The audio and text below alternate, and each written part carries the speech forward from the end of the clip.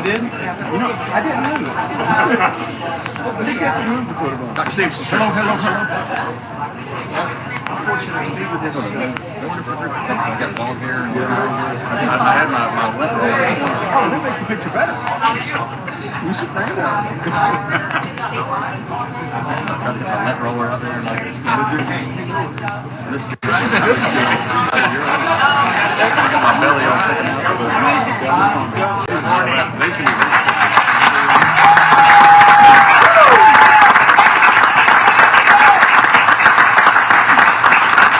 Good morning. We're excited to be back in Okaloosa County, and we've got a great announcement here today, so I want to thank everyone for coming out. I also want to thank some of the folks we have with us today. I have Dane Eagle, our Secretary of Department of Economic Opportunity. And we've got the commissioners from Okaloosa County, Chairman Mel Ponder, and then we have Vice Chairman Nathan Boyles, and then Commissioners Mixon, Ketchel, and Goodwin. So I want to thank you guys for coming. And then also Dr. Devin Stevenson from Northwest Florida State College. Glad to have you here with us. And I think today's announcement will be really exciting for this county. Before I do that, you know, I'm looking around, and this gas is going up even more. Yes. I mean, I think it's going to be, I'm seeing it like close to $5 even some parts of Florida. It was probably about $4.15 just a couple weeks ago. So it's going up. And, you know, they're not doing energy in the United States. Now they say they want to get oil from Maduro in Venezuela, which all that's going to do is just line his pockets, and actually it'll help Russia. They're always talking about, you know, Russia and Putin.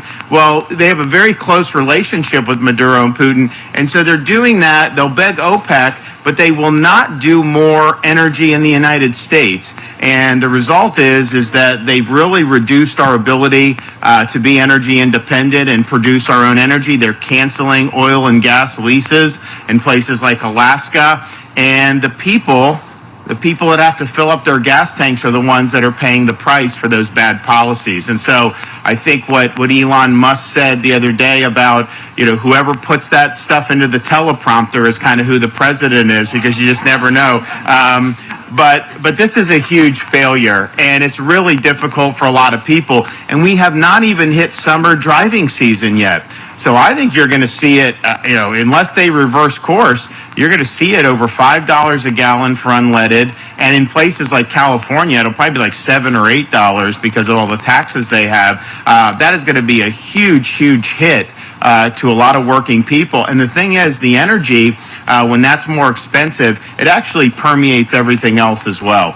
Because everyone, when you're producing things, when you're doing this, you need energy. And so if those costs are going up, all the other things go. So it helps fuel inflation in more ways than just what you're seeing at the gas pump. And so I think if you look from the time Biden came in, you've seen major inflation, and they were warned about printing all this money. They said you could keep doing it, that there would be no inflation, and the result has been really sustained inflation for the first time in over 40 years.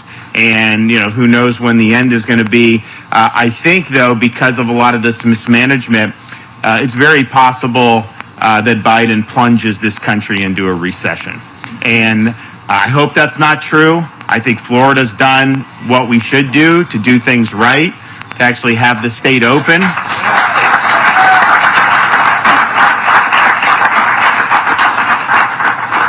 So our budget for this current fiscal year, which ends June 30th, we've been operating of the budget of $101.5 billion. Well, what does that mean? Well, compare us to our closest state population-wise, New York State. They have 3 million fewer people than we do. Their budget's $240 billion. And yet we have better roads, better services, better performing K through 12 schools, and the top rated public university system in the United States. And we do all of that with no state income tax and the lowest per capita tax burden in the country.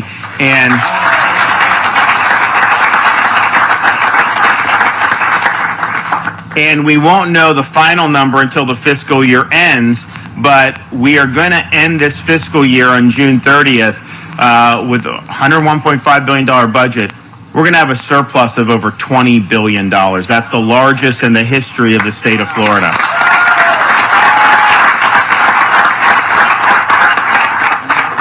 And if you look at what we've been able to do, our job growth has consistently outpaced the nation as a whole. We actually have more Floridians employed today than we did prior to COVID-19. And many states still haven't recovered from that. We've outpaced the nation in labor force participation. You know, part of it was, the state was open and we said, okay, unemployment is if you lose a job, fine, but it's not just to not work. And so we made sure that we instituted the pre-COVID rules for everything that we were doing to incentivize people to work. So that helped. And then we've had more economic growth than the nation as a whole, very, very consistently. We'll produce the job numbers for April will come out on Friday, but we're going to have another good month with job numbers, private sector jobs in the state of Florida. So we're doing the things right. We're very fiscally strong, and I hope we don't end up seeing a recession. But I think you'd be foolish not to take steps to plan to protect the state in that event. And I can tell you this: with our surplus, if we do see a slowdown, we will not miss a beat. We will just move some money from surplus and plug whatever we need to plug. So law enforcement, infrastructure, education, all those things, done, taken care of, no problem, because we've done it right.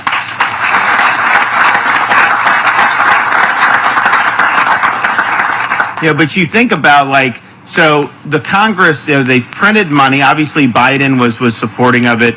Trillions and trillions of dollars. A lot of these Congress people have been there for 30 or 40 years, okay? And they're really serving this country poorly. I think one of the best things we could do in our country is have term limits for members of Congress. It's just, we have term limits in the legislature in Florida. And what that means is, you end up, some of these guys, you have speakers and leaders of the Senate, and they're there for 2 years as leader. So they have an incentive to try to get a lot of things done and leave a legacy. In Washington, all they want to do is just keep themselves in office forever. And they end up making decisions that are constantly benefiting themselves at the expense of the country's future. And so if you did do, Florida, we've actually certified an amendment for term limits. Some other states have done it. We need a lot more to do it. But if you actually did term limits, you would have had, just imagine, Nancy Pelosi would have been gone in the 1980s if you had term limits.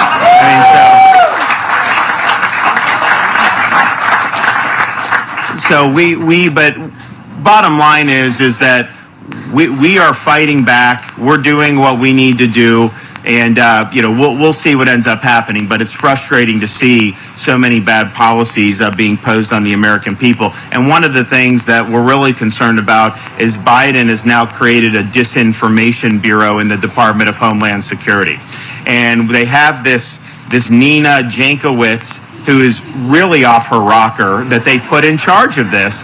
And, she has been a huge supporter of conspiracy theories like Russia collusion and all these other things, but they're making her the arbiter of what's true and what is, quote, disinformation or misinformation.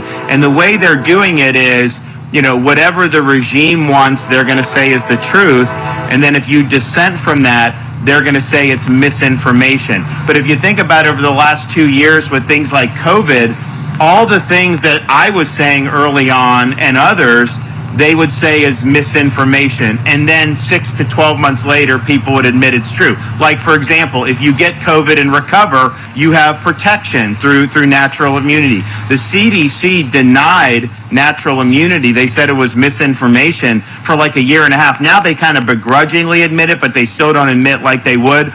When we said that the kids needed to be back in school very early on in 2020, people were saying that was somehow misinformation and that wasn't following science, even though we were following the data and the evidence. Now, you look at what's happened, a lot of these places that lock the kids out of school, you're seeing widening of the achievement gap. you're actually seeing public school enrollment hemorrhage in a lot of these places because the parents couldn't get the kids in school. So they're homeschooling. They're doing that. They're moving to Florida. They're doing all these other things. And, we're supportive of homeschool and all that. But in Florida, our enrollment in our school system is actually increased compared to over the last 2 years because we've been open.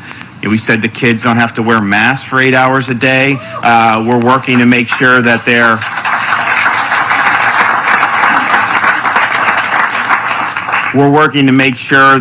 the purpose of the school system is to educate our kids, not to indoctrinate our kids. And that's what parents want to see. So we are doing more, than anybody. I mean, on education across the board, but just that, making sure we didn't see achievement gaps widen, and then being a place where the enrollment is actually one of the few states in the country where it's increasing. That's tied to the funding.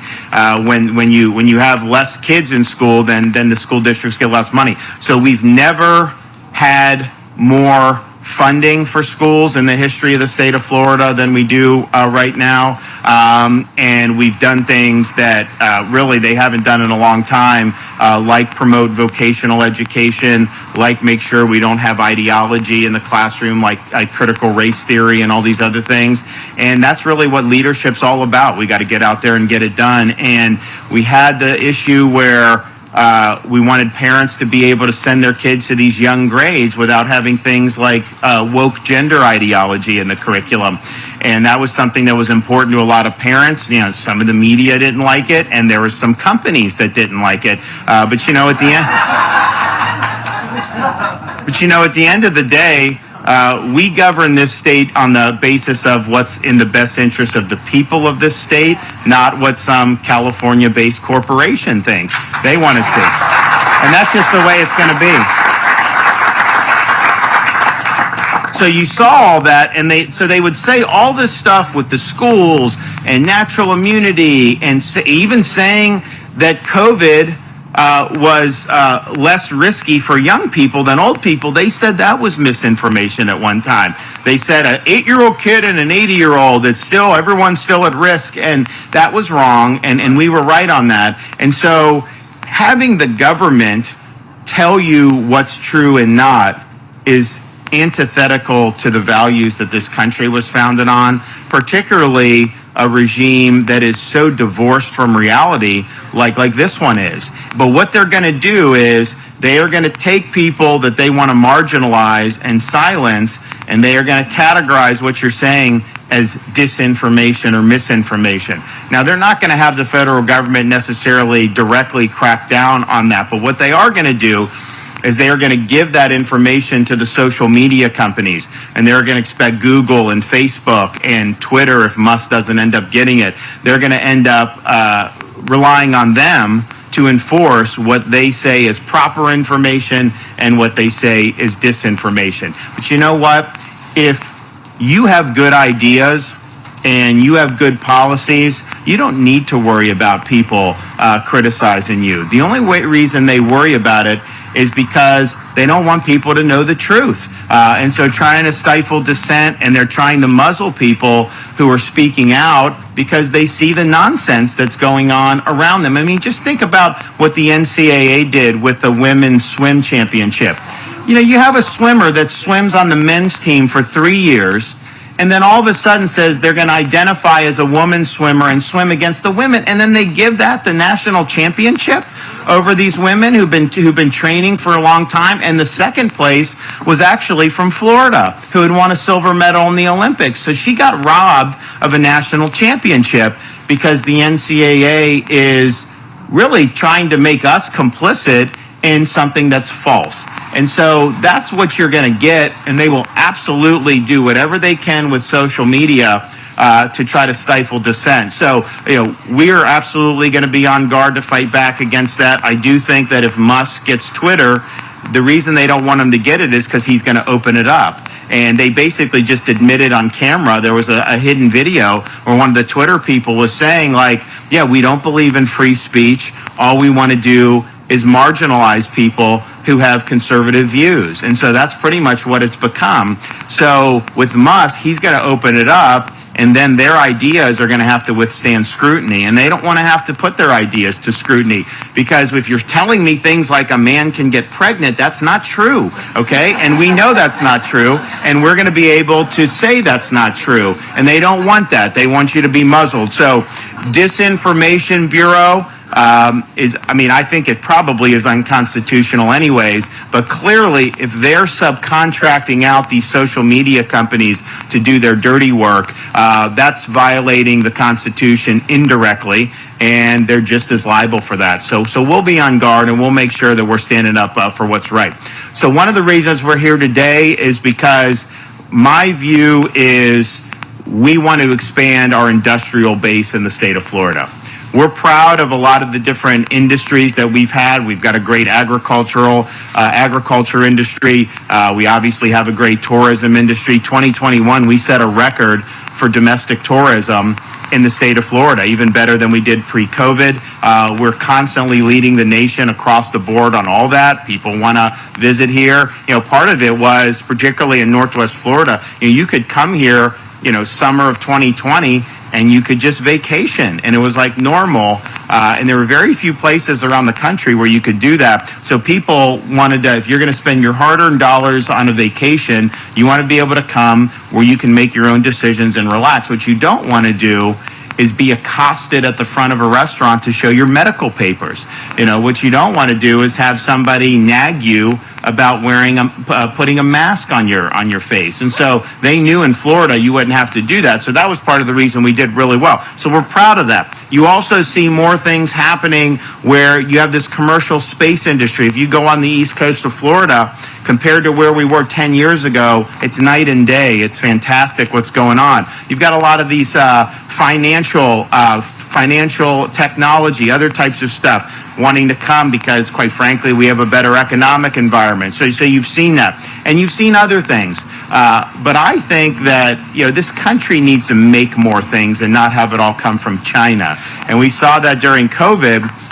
We need all this stuff, and it's all coming from China. So why would you want to have key things that are made in China, who's a hostile country to us, an authoritarian country to us, and then us just be at the whim of whatever President Xi wants to do?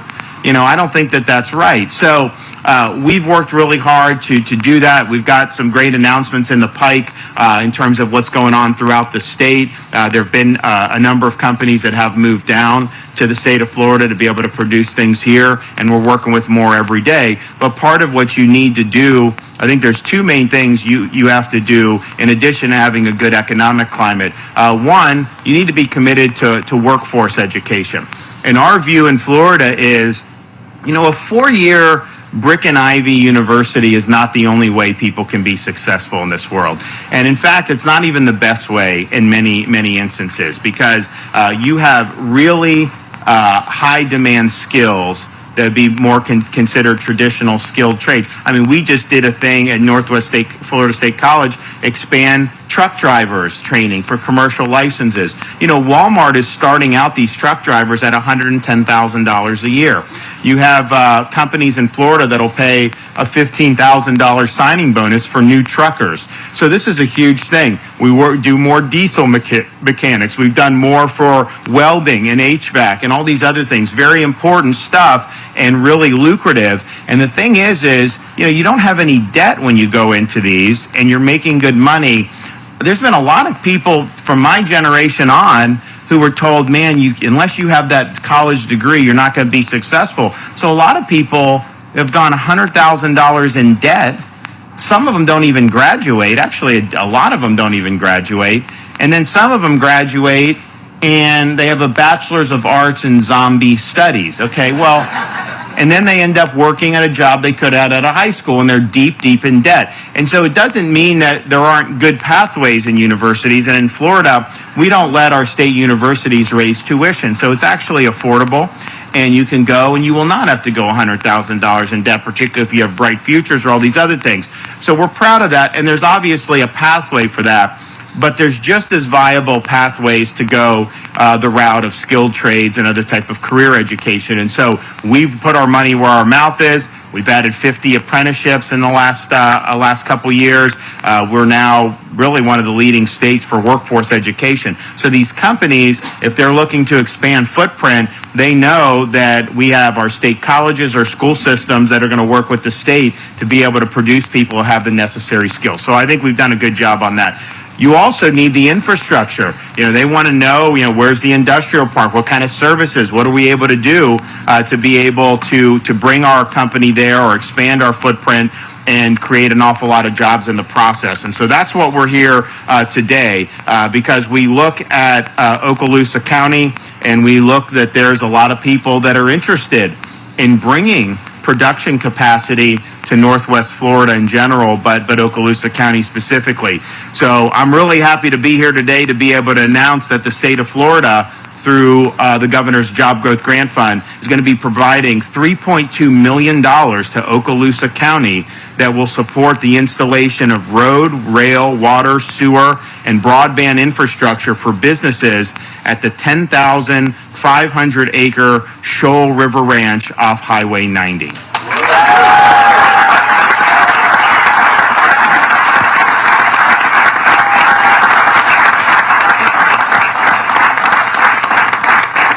So this build out of this industrial site will create unprecedented opportunities in Okaloosa County, consisting of as much as 11,000 new jobs. But we believe that this will include 4,000 new jobs in manufacturing with an economic impact of almost $50 million by next decade. Right now, there are 2,900 manufacturing jobs in all of Okaloosa County. And so this project will more than double manufacturing jobs in this area. So this is big.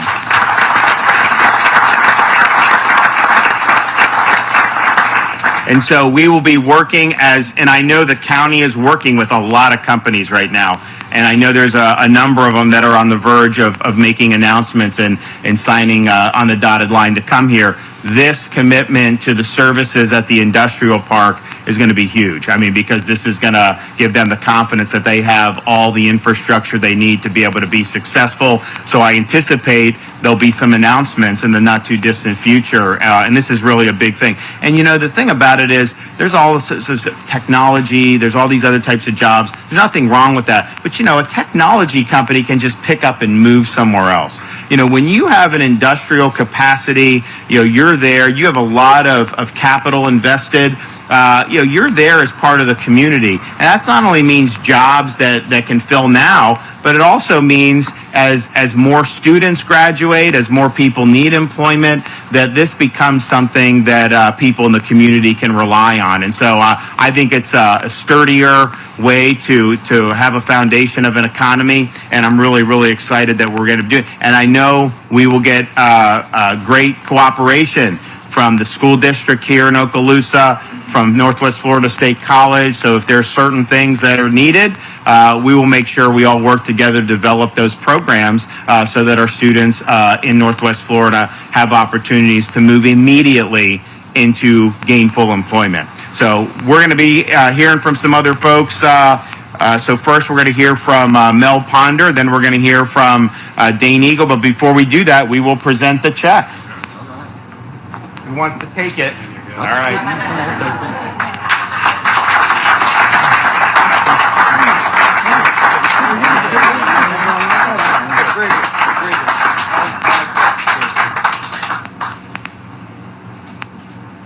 All right. Congrats. Yeah, absolutely. Thank you.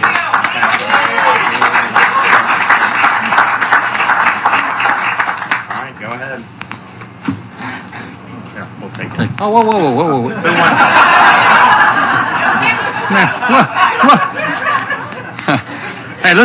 Hey, Northwest Florida, Okaloosa County, let's first thank our great governor, Ron DeSantis.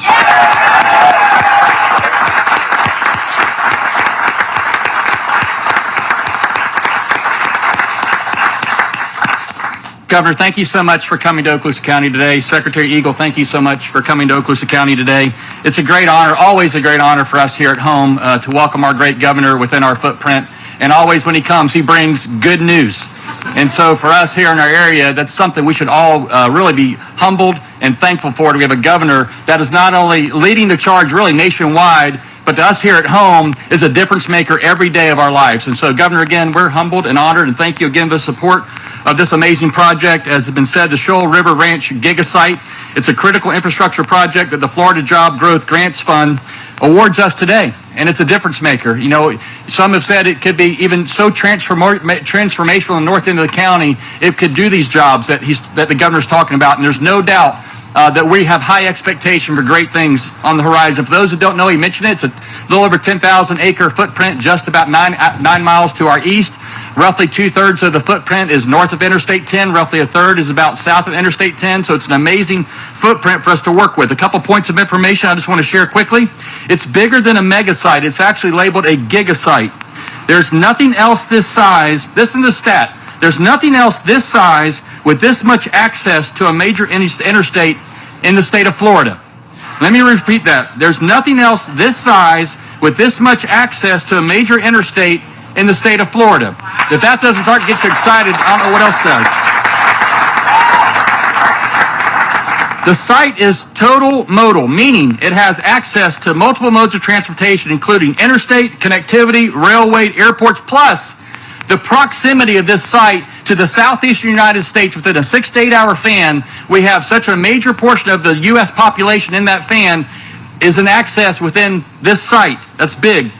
Also from this location, future tenants, as the governor talked about, will be trained and led by our education system, our college system, our K-12 system, our transitioning military, which is an amazing opportunity that we have here at home. They're technically trained. They're ready for these job opportunities that the governor just talked about today. For this location, just in the past 6 months, Nathan Sparks is here. One Okaloosa EDC has had in-depth conversations, as the governor referenced, and as the governor is now expecting, no pressure, no pressure.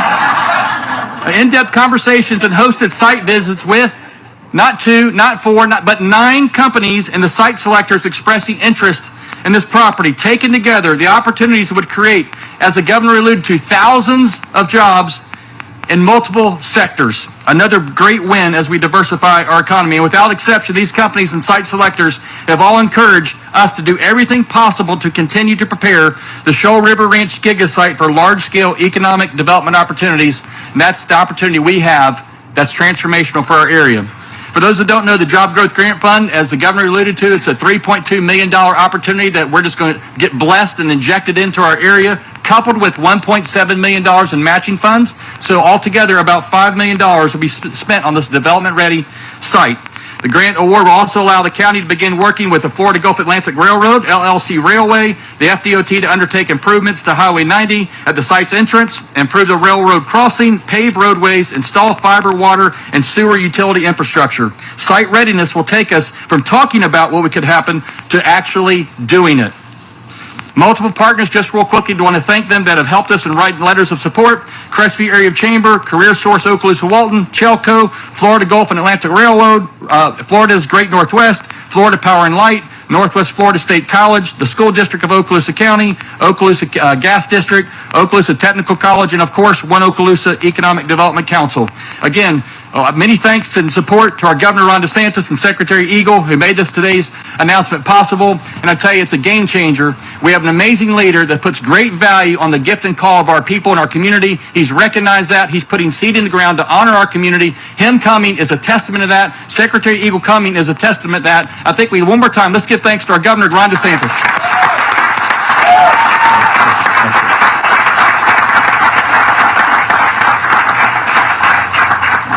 Well, thank you, Mel. And we're also going to have Secretary of the Department of Economic Opportunity, Dane Eagle.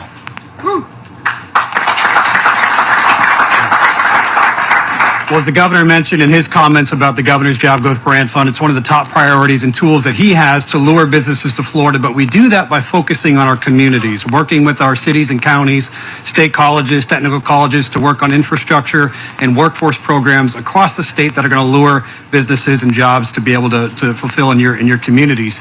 So as we're doing that, as the governor's tasked our agency to work with EFI in doing that, He ultimately makes the final choice on where these awards are going to land.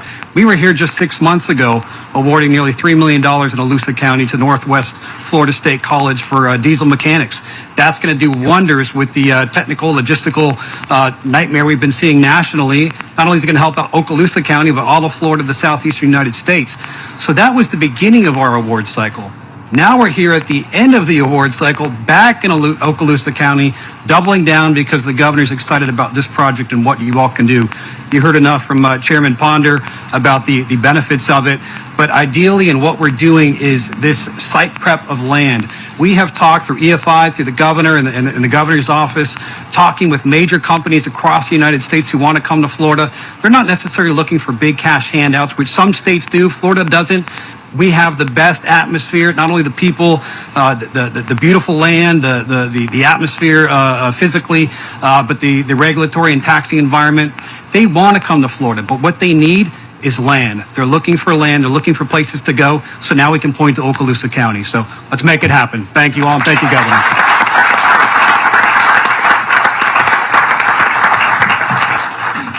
Well, I want to thank everybody. I'm excited about this. I think it's going to bear a lot of great fruit for this community, and we'll continue working, make sure that we've got good infrastructure, good opportunity for job training and career education. Also, just would like to point out that we are bracing for the Biden administration repealing something called Title 42 at the southern border.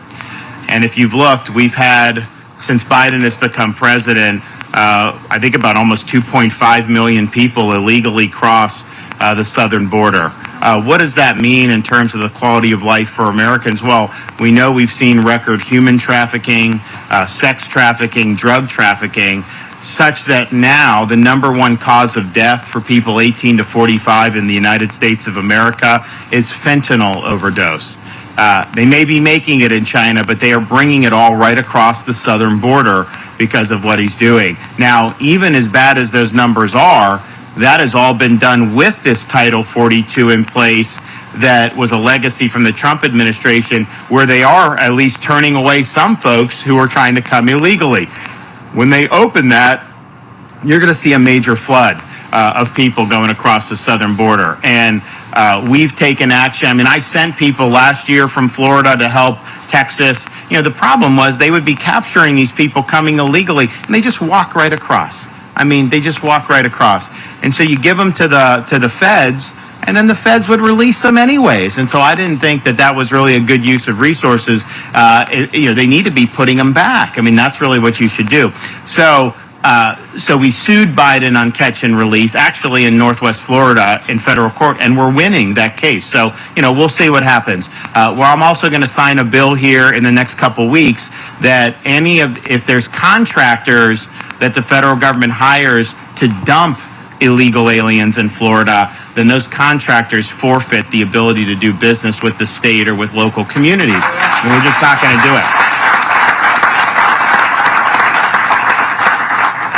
And then I got money from the legislature, which will be available starting in June, so that if Biden is busing illegal aliens into our state, we're taking those buses and rerouting them to Delaware and other jurisdictions.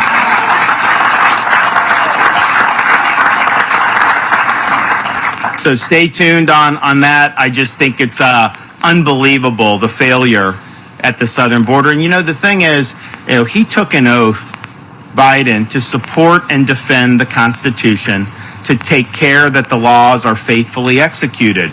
And he is violating his own oath of office by allowing massive numbers of people to come across the border illegally. Those border communities are just getting killed down in southern Texas, with everything coming in. And honestly, Biden should be given an honorary membership in the Mexican drug cartels, because nobody has done more to help the cartels than Biden with his open border policies. And so it's a total disaster. It's been a disaster, I fear, with Title 42. If they do repeal it, I think things are fixing to get even worse. So we're going to do everything in our power to make sure that we're protecting Floridians. I mean, honestly, they should just let the states handle the border. I would send people to do that if we were able to prevent people from coming and actually send them back. But the states, the Texas isn't doing that. So that's, I think, that's unfortunate. But we would help in that effort if we're doing it. And so stay tuned. But we're going to be on the ball, and we're going to do everything we can to fight back. All right, thank you guys. Appreciate it.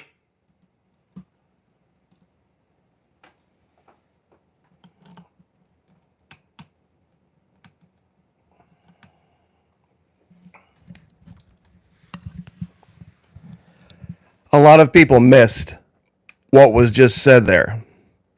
They got caught up in the applause. They got caught up in the moment.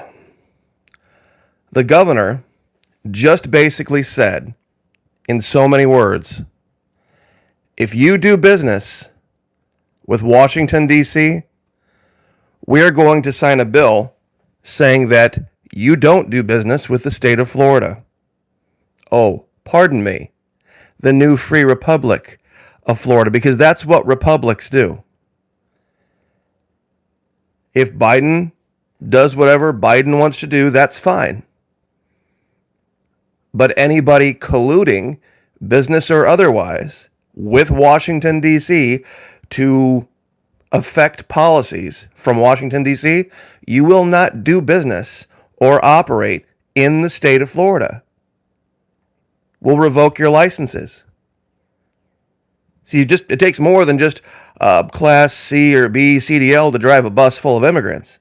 You've got to have a license to operate and move through a certain state. Anybody who's worked in commercial industry, and especially in trucking, would know this. If, let's say, I had a moving company here in Florida, and I wanted to do interstate moving, and somebody hires me to take them to, let's say, Oregon.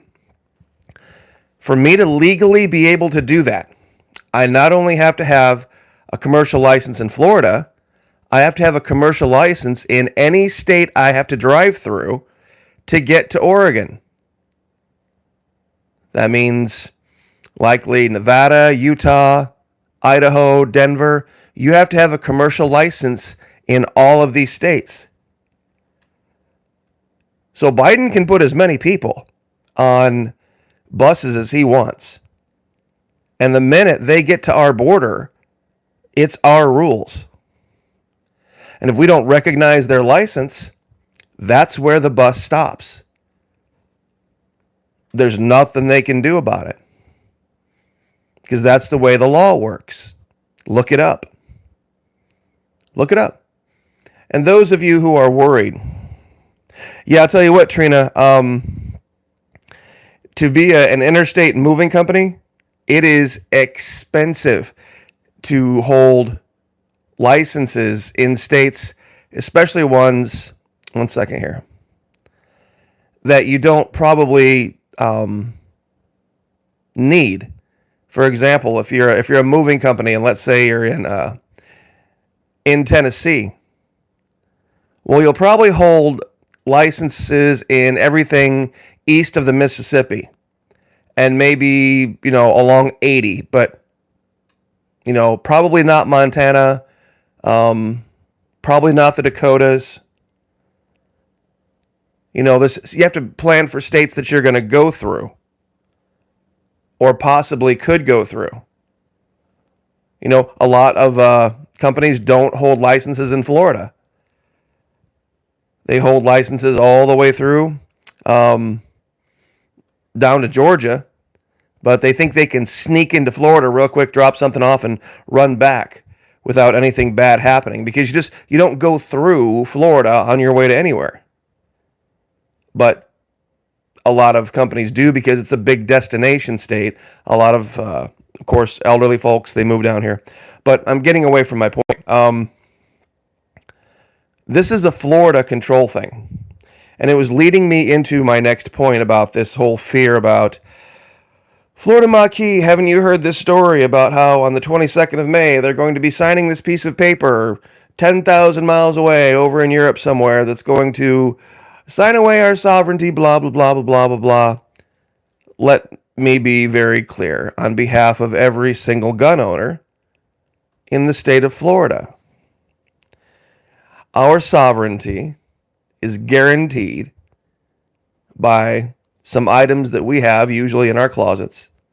Some have them in safes, that you can load up ballistic rounds into. It is words on a piece of paper. It is what they call de jure. We've talked about this for a long time. DE space JURE in law. And then there's de facto. DE space FACTO.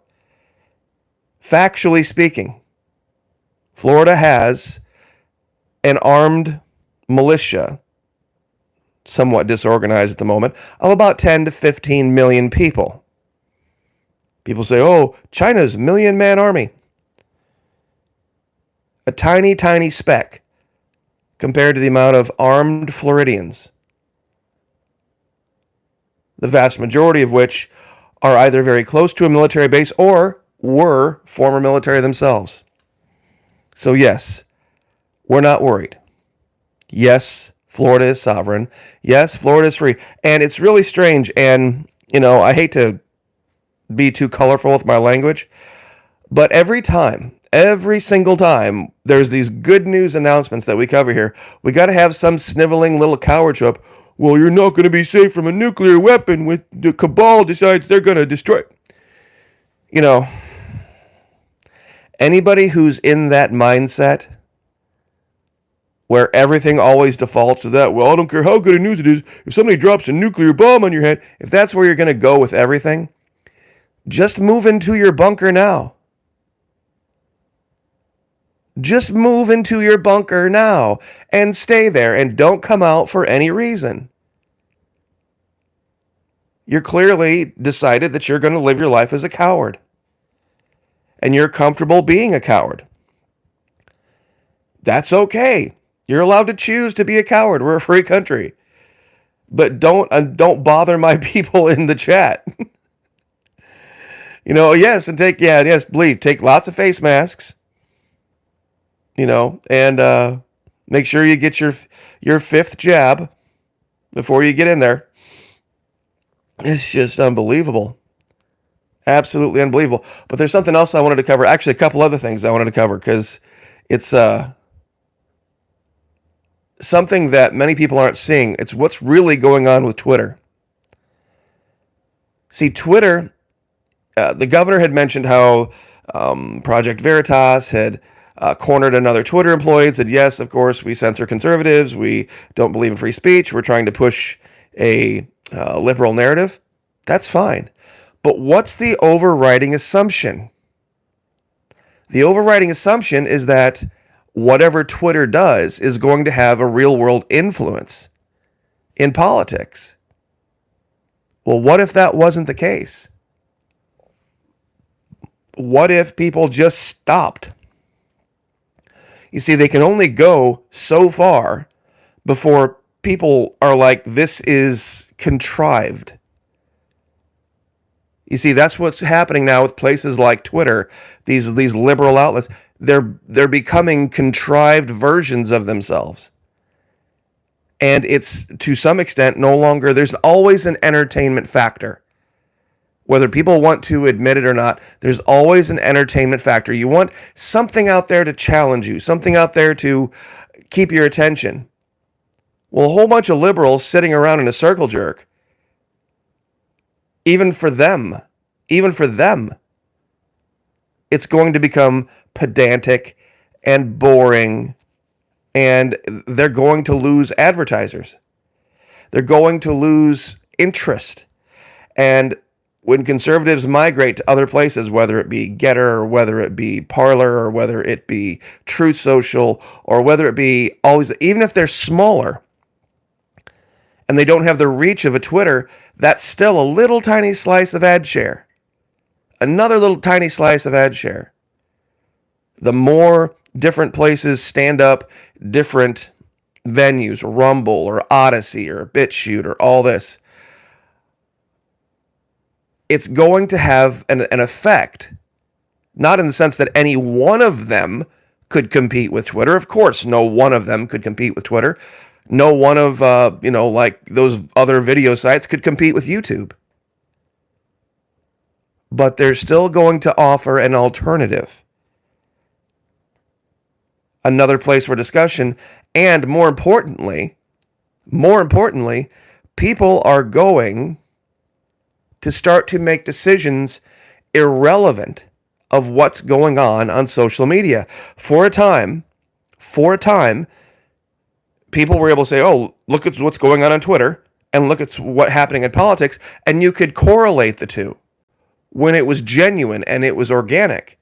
But now that it's no longer genuine nor organic, you're going to see this separation, this divorcing. Like there's a really good article that I saw. I don't even know who this guy is. Fugly Theo at Hawkbeard shared this prison officer confessions and shares the idea here that New Jersey just released 40% of its inmate population. Well, who remembers the map videos? That's the video I'm working on today. For those of you who don't remember, the two most popular videos Florida Maquis, the channel, ever did, actually 4 of the top 5, were regarding this idea that when shit hits the fan, when things get crazy, one thing that preppers are not preparing for is this mass exodus from the prisons. And I got this huge pushback saying, oh, they're going to exterminate them. They're going to gas the prisoners, and they're going to just get rid of them. Well, now we can see, and the articles are out there now, that's not the case. That is not the case. They are just releasing them.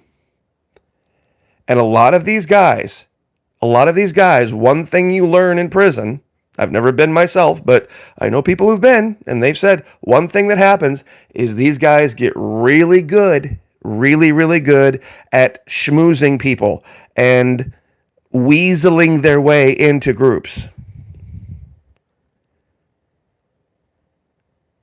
And making people believe something about them that isn't true. Tracy Meir, Marquis. You know what, Tracy? It's Maquis. Maquis. It's literally right at the top of your page. Maquis. What do you think about the new Army recruitment video, Ghost in the Machine? Okay. How many of you out there went to the recruiter's office and talked to the recruiter, those of you who've been in the military, and you got an impression of what the military was, and then you signed up. And then when you got to the actual military, you realized, oh shit, this is nothing like what the recruiter said it was going to be, but too late. Recruiting videos are artistic. And generally speaking, are designed to evoke emotional response in order to get the young kid, who is likely already in an emotional state anyway, to sign a piece of paper. The whole ghost in the machine thing, it's Hollywood. It's Hollywood. One thing it requires, psychological operations, military psychological operations, is you have to target people who are in an emotional state. Non-thinking people. If you're trying to use high-level psyops against people that are ready for it, that are engaged mentally, and that are mentally disciplined, you're going to lose. You're going to lose. You got to soften them up first. You got to get people down to the point where they're ready to almost break down in tears. And that used to happen a lot, believe it or not. Nobody talks about it. It used to happen a lot in basic training. The idea was, is to get guys, big, young, strong guys, ready to go serve their country and be hardcore, gung-ho. First few weeks in the military, you get these guys on the edge of literally crying themselves to sleep because they're so turned around mentally, they're so tired, they're in pain, they don't know what's coming next. They're ready to break. That's what was done in the military. And you get them right to that edge, and then you say, look, if you want to figure this out, figure it out as a team. Figure it out as a team. And then all of a sudden, these guys who are all having this same traumatic event in their life all get together, and they all start leaning on each other as a team and working together, and they stop picking at each other. That's the goal. And then you can train them. Then you can show them what to do. See, that's the white hat version of PSYOPs. That's the white hat version. But the black hat version against your enemy is at that point.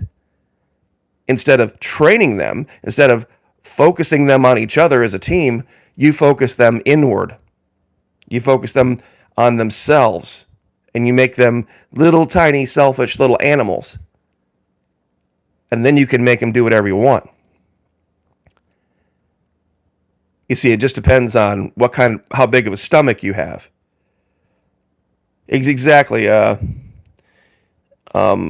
Boy 4382, like the recruiter playing a Rocky IV montage. Exactly right.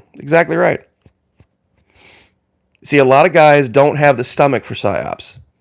A lot of guys would go out there and they'd rather carry a weapon and they'd rather shoot at people than to get them in a room and twist their mind around and screw them up for life. It takes kind of let the shoe fit if it does. It takes a special kind of evil. But in the military, what is your job? Your job is to defeat your enemy. And I've asked this multiple times of people. Multiple times on this channel. Do you want to win? Or do you want to feel good about winning? Do you want to win, no matter what? Or do you want to have that warm, fuzzy feeling about winning? Because the two aren't always the same thing. There are some parts of war that don't make the Fox News reels of people coming home and hugging their relatives and super secret surprise, my loved one doesn't know that I'm coming home early, and no. See, they don't give those nice warm welcomes to Army psychological operators, to interrogators, to people that infiltrate the enemy, counterintelligence. See, they don't like that idea.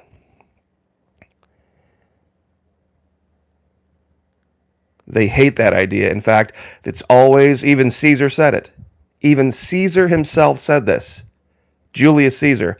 It is easier to find men who are willing to die for their cause than it is to find men who are willing to endure pain with patience.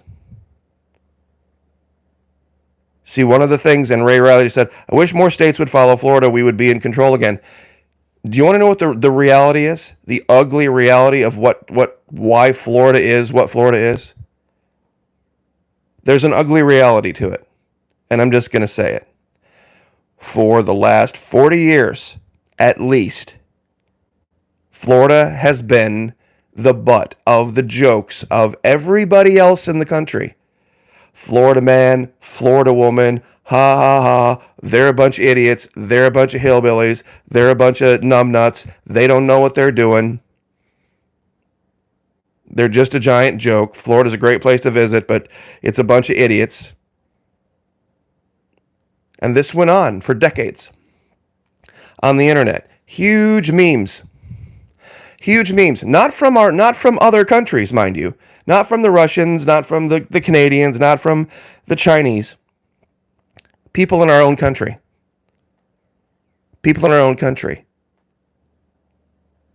decided to, they love to come here and they love to enjoy the beaches and enjoy the bikinis and enjoy Disney and all this kind of stuff.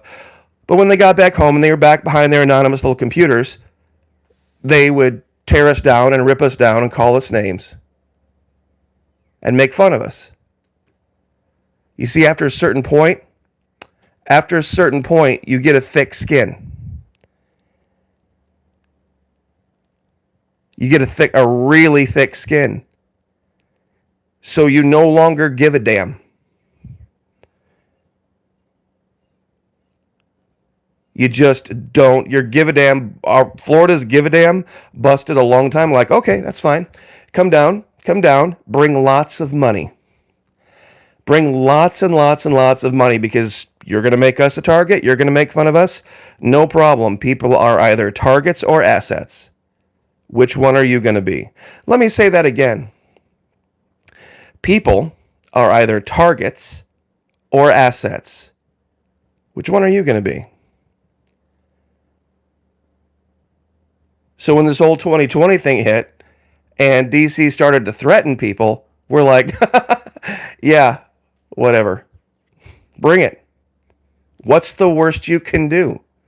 What are you going to do? Bomb the Magic Kingdom? What are you going to do? Are you going to make fun of us? Are you going to call us hillbillies? Are you going to call us ignorant? Are you going to call us racist? Oh, that's right. You've already been doing that for the last quarter century. That's right.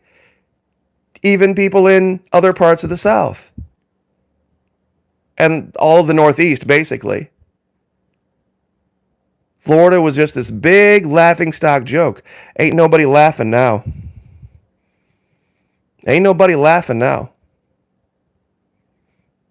Everybody thinks about Patriots. They think about Texas. They think about Tennessee. They think about Missouri. We've got more guns here, my friends. We've got more guns here. And we've got more people here that have had it up to their eyeballs with being judged. Bring it on. Whatever DC wants to do, whatever anybody else wants to try, Florida is going to be sovereign. You want to go scorched earth? We're fine with it. We've lived our life in paradise. And believe me, Florida is paradise. I've put pictures over my Instagram. In springtime, nothing short of the Garden of Eden. Nothing short of it. And if that's where we meet our end, that's where we meet our end. But we're not going to bow the knee. And we're not going to acquiesce. And we're also not going to acknowledge you as our equals.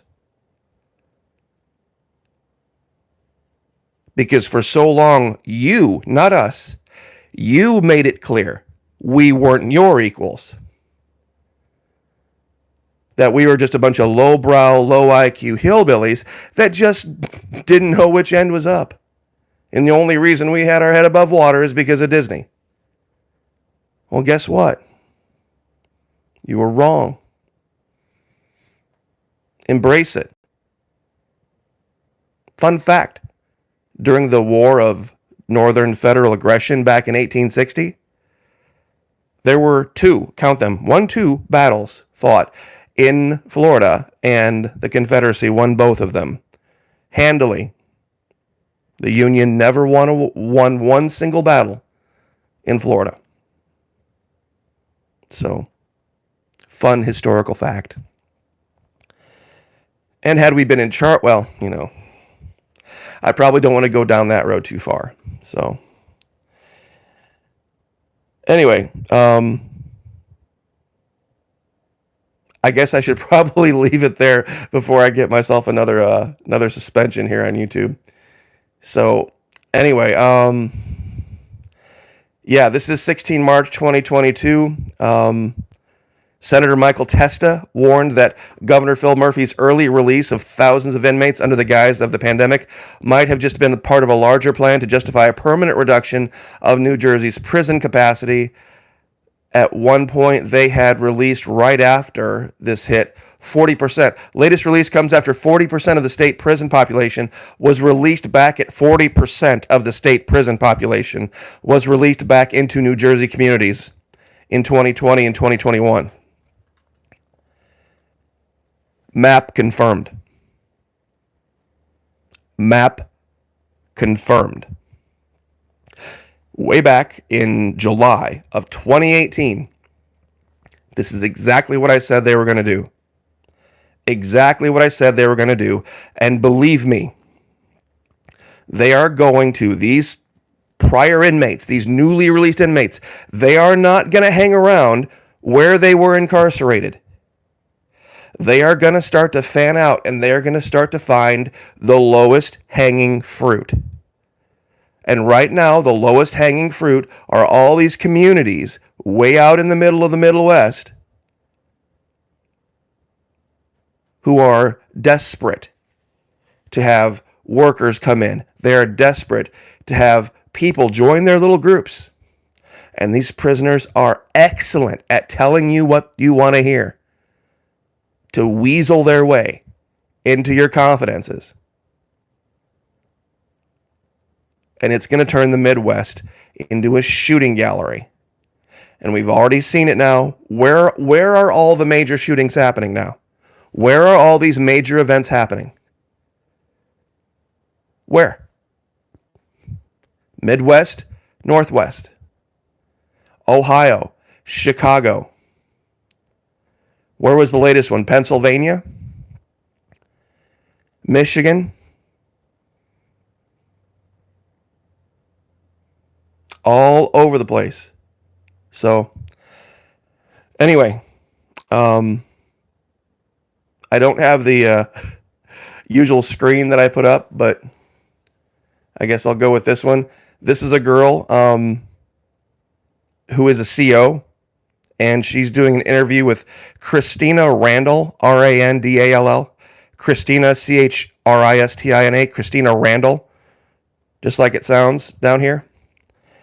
She's got 1 million subs. And this girl here on the left in the teal was a CO in a prison. And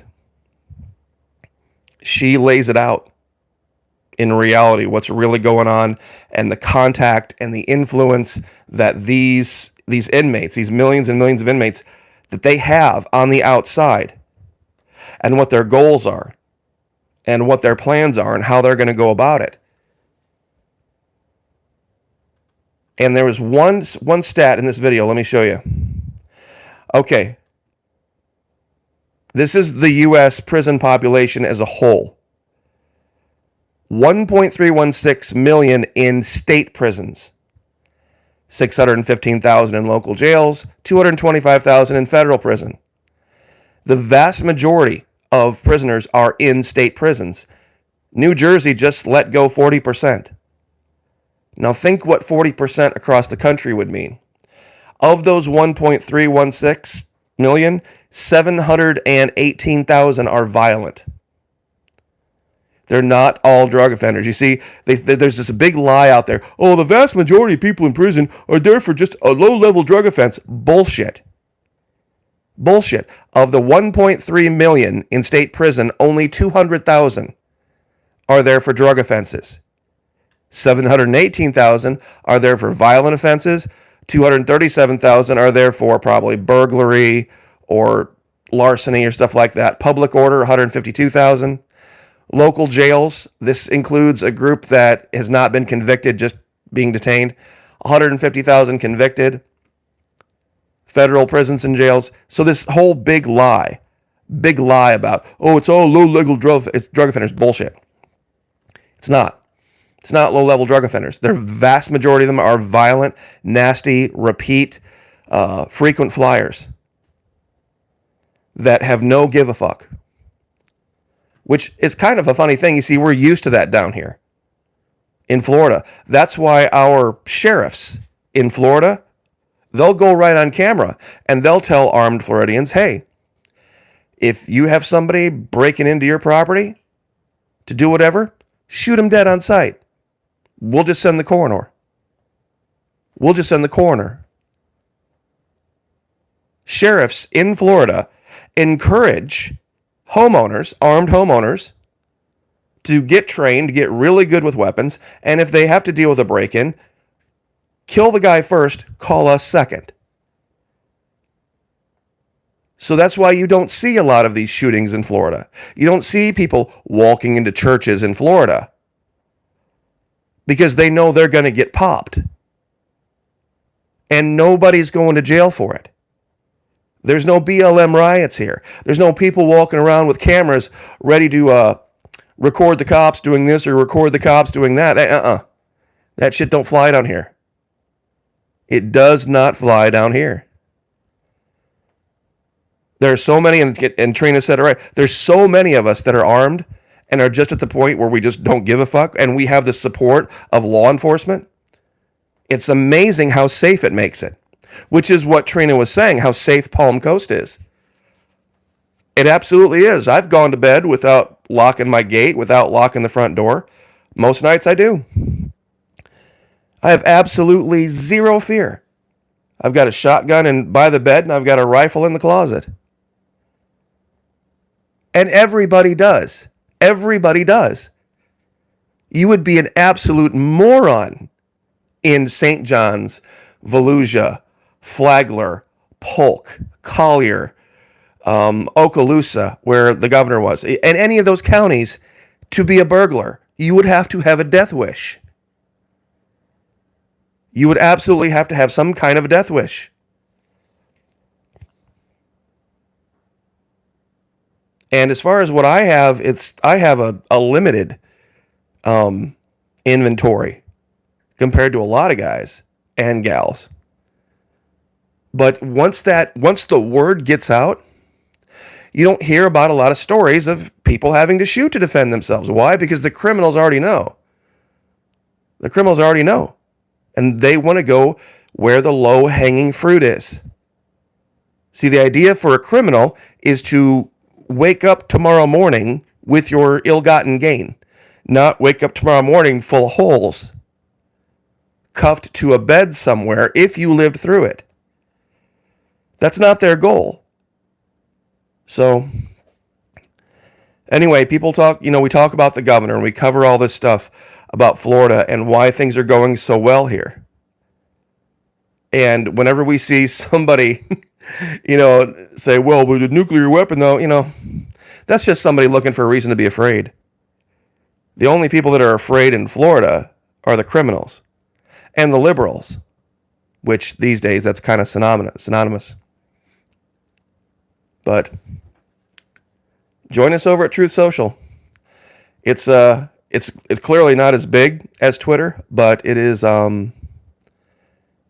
it's getting there. It's getting there. This is my side. And it's starting to build. It really is.